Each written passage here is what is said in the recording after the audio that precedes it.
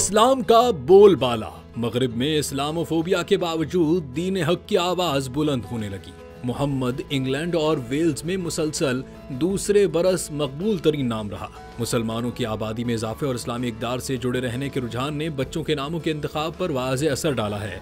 बरतानवी महकमा शुमारियात के जारी करदा ताज़ा आदादो शुमार के मुताबिक 2024 में इंग्लैंड और वेल्स में मोहम्मद लड़कों के लिए सबसे ज्यादा रखा जाने वाला नाम रहा। ये मुसलसल दूसरा साल है जब मोहम्मद ने टॉप पोजीशन हासिल की है। 2016 से ये नाम टॉप 10 में शामिल रहा है। 2021 में ये 5वें, 2022 में दूसरे और 2023 में पहले नंबर पर रहा। दूसरे नंबर पर नोह जबकि तीसरे नंबर पर ओलिवर रहा। लड़कियों के लिए ओलिविया और एमेलिया मुसलसल तीसरे साल मकबूल तरीन नाम रहे।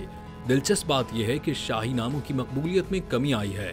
जॉर्ज छठे और विलियम 27वें नंबर पर चला गया है। ये रुझान बरतानिया की बदलती समाजी और सकाफती साख्त की अक्कासी करता है।